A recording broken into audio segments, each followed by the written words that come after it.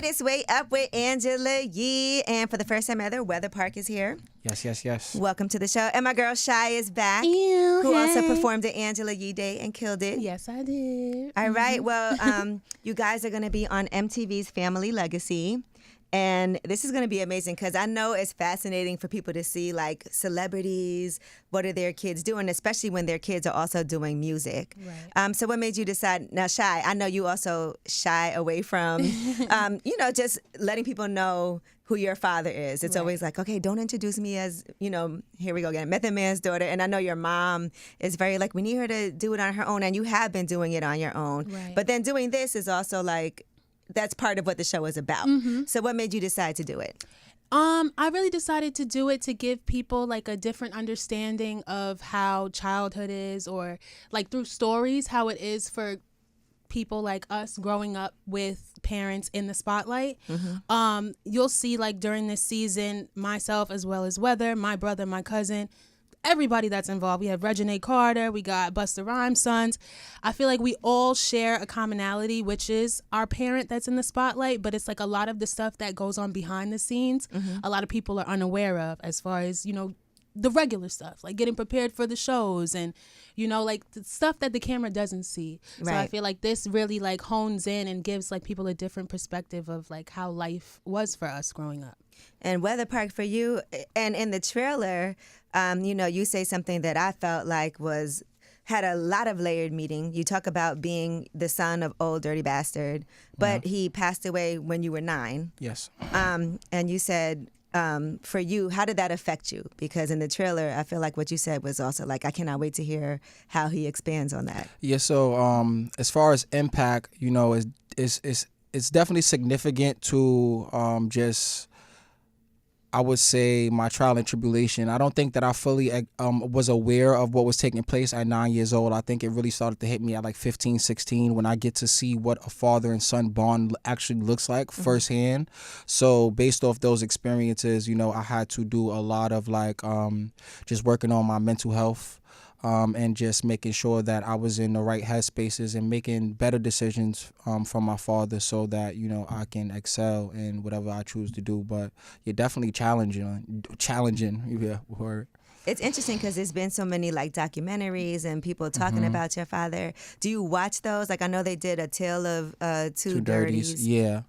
Yeah, so I was there for the screening of that I guess you call it like a documentary. Yeah, I guess. But yeah, I try not to watch it too much. Everyone kind of got their own image of my dad. You know what I mean? So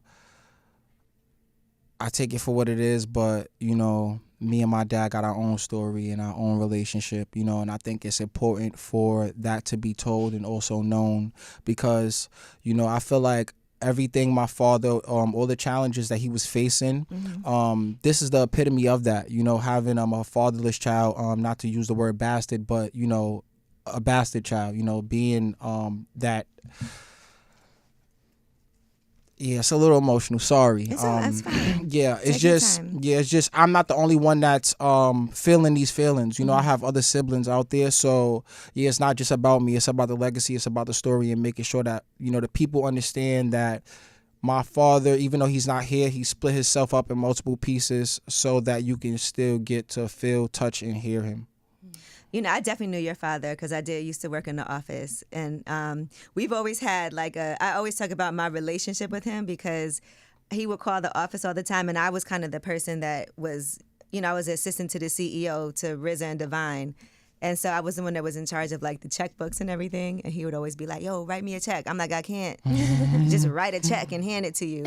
But, he was great because he would call, curse me out, but then he would call back and apologize like 2 minutes later. But it was funny. Like he didn't never mean any harm by any of the things. It was like his personality he was very animated. Absolutely. In the workplace. So I always have like really good, fond memories of both of your parents. Even for you, Chey, working in the office and your dad, he was such a big celebrity, but so grounded all the time. Like he didn't move like walking down the block with him, everybody stopping him. It don't matter what color, their skin was, how old, like everybody knew him. And I think for both of them, like just anytime you went somewhere with them, it was like mayhem of people wanting to know them. But they also liked people. Like they were, you know. They enjoyed what they were doing. It wasn't like a tedious task. Right. Yeah. But then, you know, imagine being a child of a star like that, where he's traveling and that's what he has to do for a living. And there's times they were on the road for months at a time. Yeah. You know, sometimes people don't take into consideration what that must be like growing up. Did you both always know that you wanted to do music from a young age? I knew I wanted to be in the spotlight, whether I knew I wanted to perform, whether it be singing. I tried to sing a little bit. And you gotta sing a voice. Tell my parents that, because I swear they should have put me in vocal classes. Anyway, but I knew I wanted to perform something. I knew I wanted to be an actress. I just knew I wanted to share my talent. I knew I was born with the talent, and I knew I wanted to share it with the world, and I knew I had the possibility of doing that. Right. And what about you? So you know, initially, it's crazy. I really wanted to be a firefighter as a kid. That I don't know why. I can't really tell you, but with music, I feel like music kind of just found me. You know, in a way, just from just hanging around with my friends and, you know, doing things that kids do. You know what I mean? So, you know, a big part of my inspiration is one of my friends. He was into poetry and he watched a bunch of battle rap. So I, you know, convinced him to write a rhyme. He came back to me with the rhyme, and it just was the most intriguing thing that I ever heard coming out of a 16-year-old mouth. And then ever since then, I was like, nah, I gotta try. Yeah. And you grew up in Best-Eye, and there's a huge mural of your dad in Best. I used to actually live right around the corner from there. Okay. So I'm Putnam. Okay. Did you used to see that all the time? Like, yeah. It's actually quite a few of them. It's like 2 or 3, but yeah, I'm familiar with that one on Franklin and Putnam. Okay. Yes. And then you do have a lot of siblings. Yes. So Chey's like, yes, you do. So how is your relationship? Like, do you do music with any of them? Are there some that you still are like, I want to meet this person? Or No. I got a pretty steady relationship with all my siblings. As far as music go, no. I try to keep our relationship based off the fact that we're siblings, so that they understand where I stand with them. You know, my siblings have been in my life since I could remember. So we shared that. Young Dirty Bastard, Taniqua Jones, Shaquita Jones. You know, their mother is pretty much super familiar with me, obviously, not like that, but and then, you know, my other siblings that's, you know, present, you know, we all share our commonhood of not just our father being Russell Jones, old dirty bastard or whatever, but it's just more about we get to feel our father through each other. You know, it's different when you meet people and they say, yo, your dad was amazing, and they have these stories, but when we're in one room together, we get to see you know, what each and every one of us have, or whatever he gave us, and then we kind of just pick and pull off of that. It's always kind of cool to see us in one room together, but yeah. I would love to see that. Yeah. Yes, it can get crazy sometimes. Now, you and Chey do have a song together. Yes. Seeing y'all performing that and everything. Yeah. Yeah. So tell me how you guys ended up working together, and even when you guys first met, what that was like. We first met, we did like a kind of second generation thing. We had a photo shoot at a dispensary in Brooklyn. So that was the first time you guys met? Yes. Okay. Yes. And they were like, oh, Weather Park is going to pull up. And I'm like, okay, cool. So he pulled up, outfit nice. I'm like, oh, okay, cousin. Yeah, this is how we going to do it. And then we all just put our creative minds together. We all do music. He sent me a beat. I was like, this is what you want to hey, let's do it. It was fire. I got chills automatically as soon as the beat dropped, so I knew I needed to be on that song. So thank you, brother. I'm grateful. And then we got in the studio. Our second meeting was actually the studio, and I was nervous because I was like, I don't know if he's going to look at me like my brothers look at me, or like how they just want me to be like this gritty, you know, like fit in with them, like with the boys. So I'm like, you're no. such a pretty... I and bougie, you know? Okay, we So, like it. I did my verse, and I'm like, I had to put in a little bit of spin in there, but I still made it cute. So, I had to do my little yah. And what did you think when you guys got in the studio? I already knew the verse was gonna be fire. I'm a big fan of Shaw's music, Hair and Nails, 1942. You know what I mean. So even when she wants to rap, you know what I mean. I'm a big fan of it all because I understand the challenges that we face, not just as celebrities, kids, but as artists first.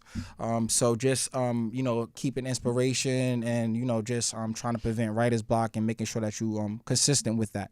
So her being able to come in, work towards being as comfortable as she could in my environment, which I feel like I made the environment, very comfortable for her and her company. You know what I mean? But yeah, I was thrilled. I already know it's in her blood, so I ain't really tripping over that. You know what I mean? She already know the energy I'm coming with. So you feel me? Her even accepting it. I already knew she was gonna take it on the way she was supposed to. So you know what I mean? The song came out the way it was supposed to. Yeah. You know what I mean? And I feel like what really shows that is the performances. Right. You know what I mean? Because with you the guys performance, look good together as the second generation. Thank you. I like you. it. Yeah. Wow. And look, Chey, now part of this is also being in the news because there was a big story, and y'all are so private, nobody comments on anything. But there was a story about your father, Method Man, getting into it with your ex-boyfriend from 10 years ago in the gym in Staten Island. Yeah. So did he call and tell you about it? Did you read about it like everybody else did? You saw it on the blogs? Like, what happened? Oh, I don't know, girl. I was not involved in any kind of which way. I really don't know. You weren't at the gym, too? Okay. I don't work out yet. I know I should. I know I should. Even my pregnant sister-in-law's in there. It's no excuse for nobody, okay? But yeah, I just, my dad loves me. He's always going to protect me no matter what. Don't believe everything you read in the media. Simple as that. Yeah, because, people do inflate these stories. I see the comments come in, and sometimes and this is always my approach, too.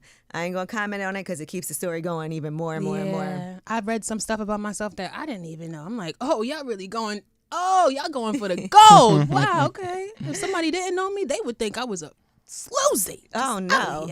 I didn't see that part. Yeah, Twitter was crazy. They was eating me up on Twitter. They were eating me up. Is it hard for you to not respond? Because sometimes you want to be like, hold up. Like, actually, you don't know me, and I'm about to use my college degree on you right now. Since you think I'm so this, and this. But no, it's cool. People are going to do what they want. Social media is social media. I do read it. I do get the heat rising. Right. And then I'm like, you start typing and then you be like, no, don't do it. Yeah, I'll be like, I don't know you. I don't know you. You're not about to come put no money in my pockets or disrupt my life in any way because you're still where you're at. A stranger on Instagram. So that's it. Right, because as the star continues to rise, and when this show comes out, it's going to be a lot of people weighing in. And you've been acting. Yes, I have. Shout out to David Quinones and John, the Red Hook series. That's coming out soon. Y'all be on a look for that. Brooklyn. Yeah. My brother also, come on, don't be all quiet. Nah, I just be chilling. I appreciate work ethic, so I don't be trying to boast about, not like that. It's good to speak aloud about it, but I really enjoy when people see the aftermath of it and say, oh shit, okay, weather, I ain't know you was doing that. You know what I mean? Because even with my acting, I just got this role, but I've always been passionate about acting because I'm always spending a bunch of time with RZA, and he does not hang out with no musicians. He only hangs out with actors.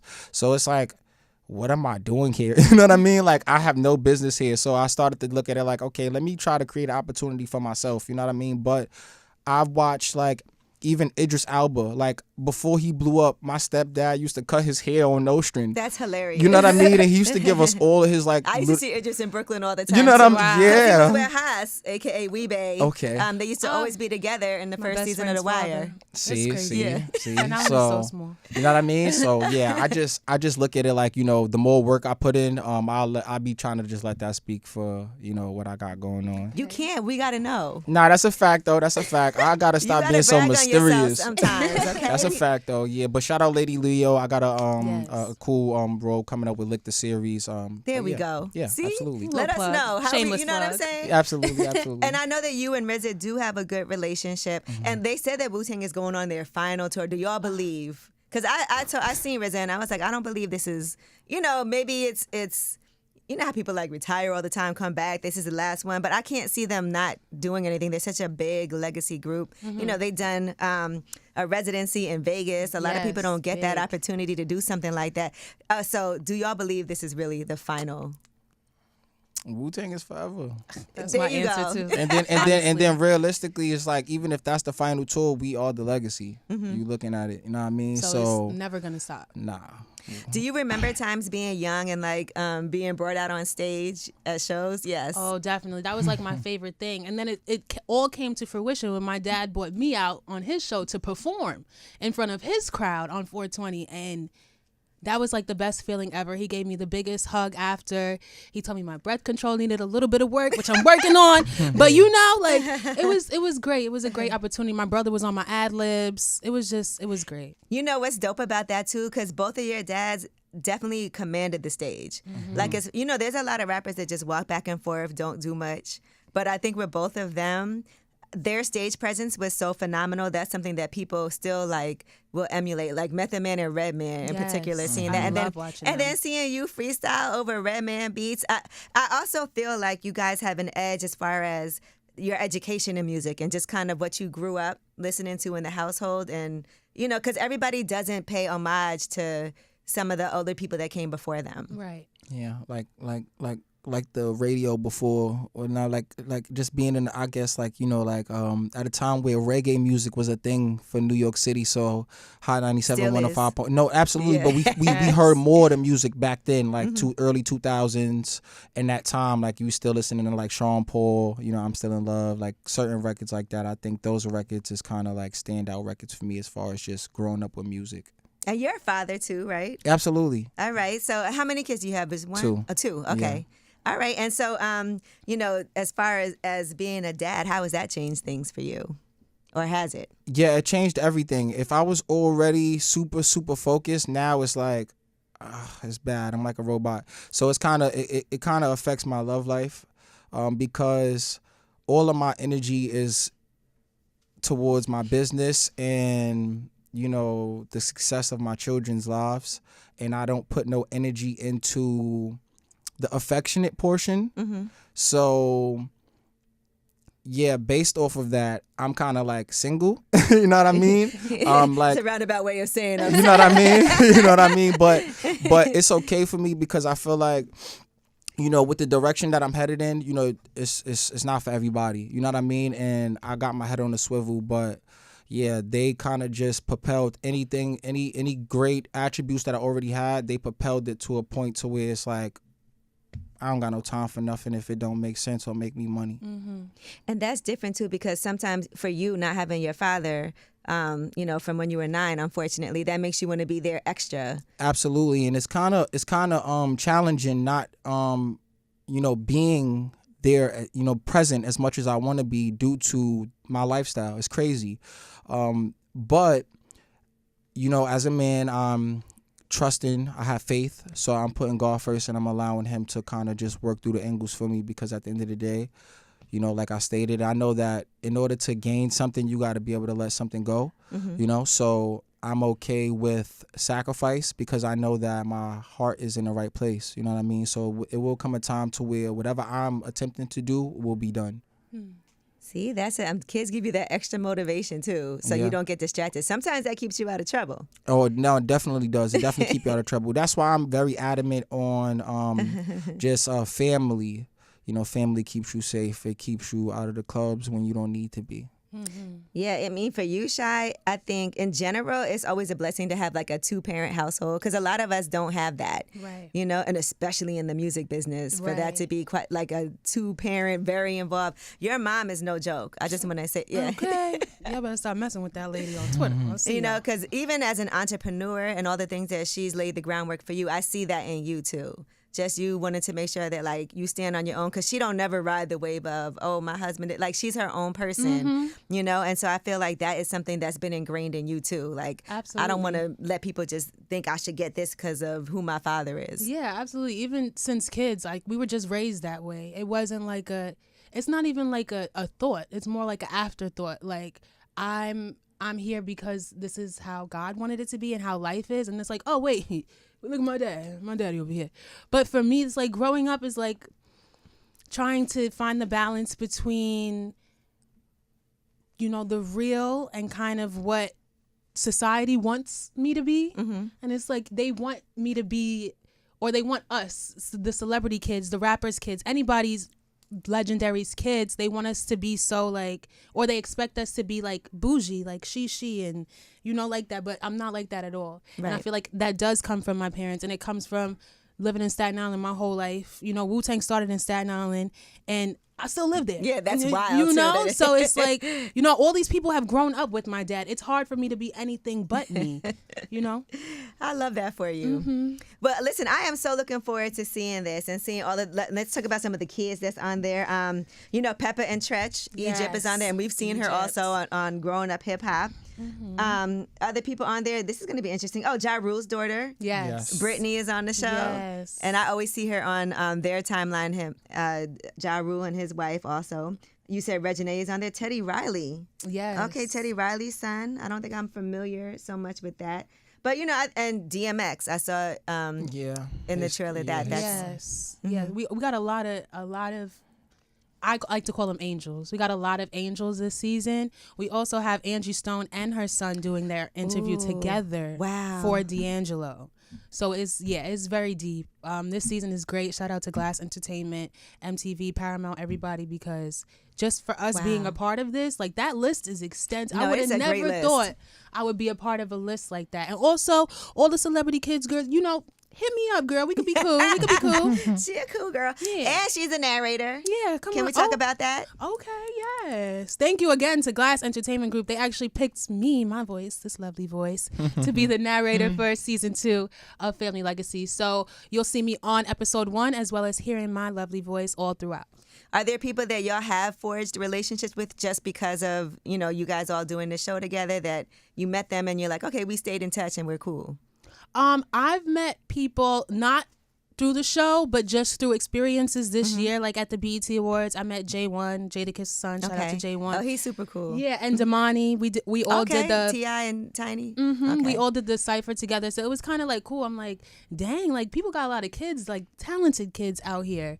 So it's been really good to just see people like us for real. Because growing up on Staten Island, it was, you know, it was just us. It was just us. Yeah, I think I mean, I think it's kind of the same with her. Like, I don't really look at it like, because, you know, we kind of pop up in the same environments quite some time a bit, just because we are the offsprings of, you know, people, you know what I mean, that is kind of well known.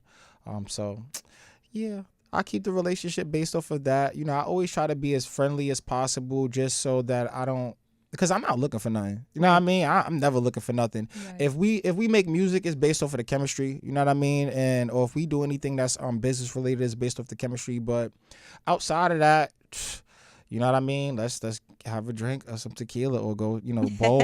Or... Don't say too much. We got some in here right now. But congratulations, though. So the date is March 25th. Yes. Okay.